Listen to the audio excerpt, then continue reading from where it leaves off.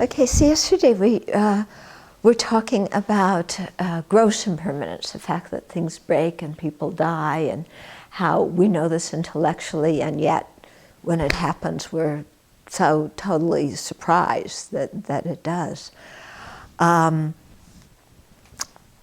Below this level of gross impermanence is subtle impermanence. Or maybe we should say that because subtle impermanence, gross impermanence exists because things are subtly impermanent. Okay? In other words, you're born and you die, and death is the gross, change. Birth is too. But, why is it that we go from birth to death? It's because every single moment aging is happening. Okay? It's not that we stay fixed in a permanent state and then all of a sudden, whammo, die from it. Okay? In the same way His Holiness uses the example that the sun rises and then it sets, and its setting happens because from the time of its rising, each moment it was moving. Okay? So, subtle impermanence, what it means is not that things are moving each moment, but that they're coming into existence and going out of existence in each moment. Okay? So things don't exist for a second moment, and there's no other cause that needs to act upon something to get it to change. Okay? So just the fact that something arises in and of itself is enough to make it go out of existence. Okay? We usually think something arises, it's fixed, and then another cause comes along and whammo, breaks it. Okay? No, I mean, that's maybe on the gross level how it appears. But actually, why is that happening? Because something doesn't exist for a second moment at all. Yeah. So the gross impermanence is just something that we happen to notice on a gross level, but in fact, every single moment, things are arising and ceasing, arising and ceasing, arising and ceasing. Okay? And so this subtle impermanence is realized only through meditation. We can't see it with our eyes or anything. But having an awareness of it, even on a conceptual level, really changes the way we look at life. Even having an awareness of gross impermanence, like our own death, on a conceptual level, changes how we live. So can you imagine having an awareness of subtle impermanence through direct perception, where you're able on the subtle level to see things arising and ceasing each moment without any further cause acting upon them. Their own arising is the cause for their ceasing. Okay? And so when you see this, then it becomes really evident how samsara is unstable. Yeah. Because everything in samsara, our aggregates, ourselves, the entire world around us, is arising and ceasing all the time. And there's no way to stop it. It's not like, somebody pressed the button and made things arise and cease, and we can press a button and make it all stop, But just the nature of conventional things like this. They are, of things, that are produced, is that they arise and cease in each moment. Okay, so they're unstable. Okay, now there are certain things, when we talk about it in this way, then impermanence is a reason for the things being the nature of dukkha, because there's nothing in samsara we can count on because it's all subtly impermanent.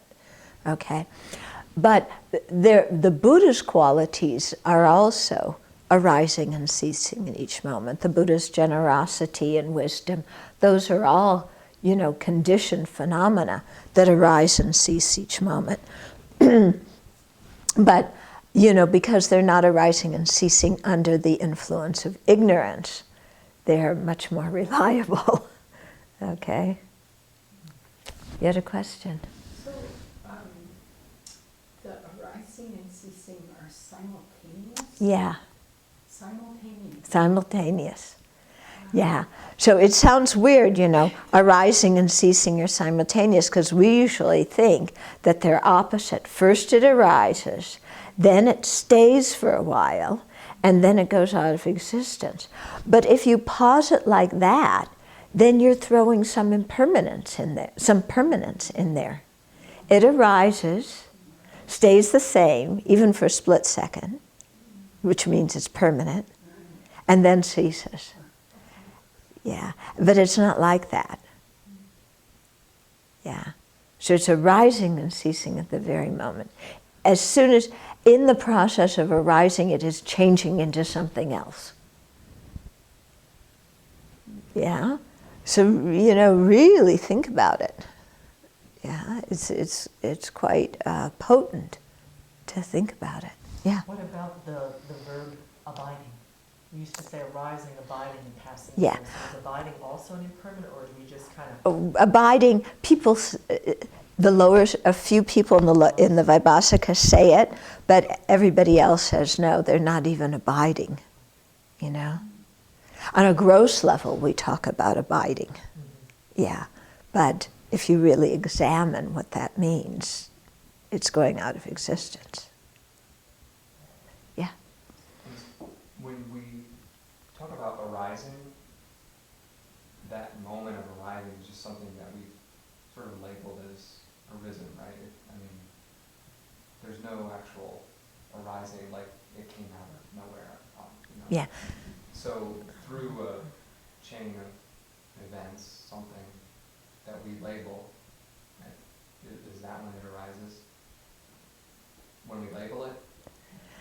Not that by labeling it we create it, but I'm just trying to get at when, arising seems very solid. Yeah. But Yeah. Arising seems solid until you start to ask, what is arising really? Yeah.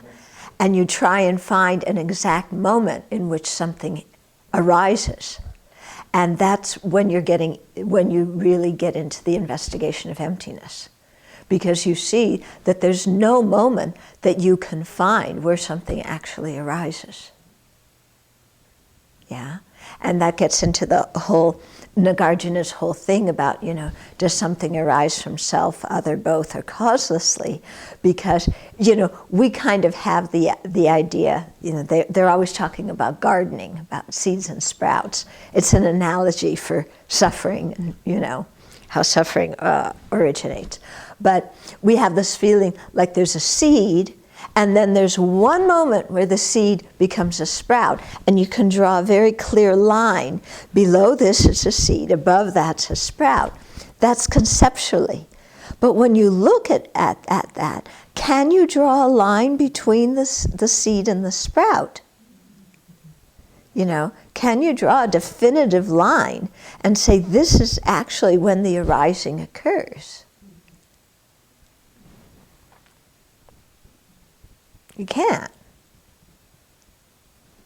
It's all kind of, when you start analyzing like this, it's kind of mysterious how something arises.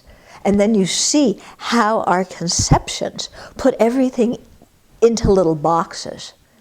And that creates a lot of the difficulty. Yeah.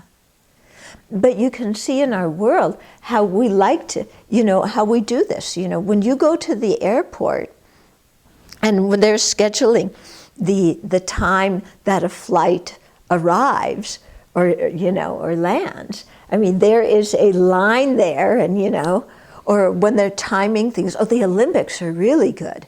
When you're timing how fast somebody is swimming or something, there is this line. And what was it? Some guy, in a 100th of a second touches the wall before the other guy does when the swimming competition. So he's the winner. You know, so we divide time in this little small, this exact moment is when he touched the wall. But when you start looking at that, can you really find an exact moment where he touched the wall? Yeah, you can't really find it. Okay.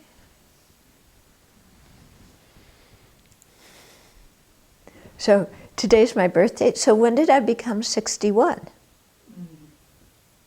Was it at midnight? Or was it 11:11 Chicago time, which was the time I was born? But in 11:11 Chicago time, at which point, that's a whole minute, there's a long time in there.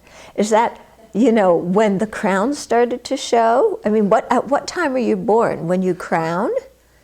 Or when the whole body comes out? Or when they whack you, when they cut the umbilical cord? What is the actual time that is recorded?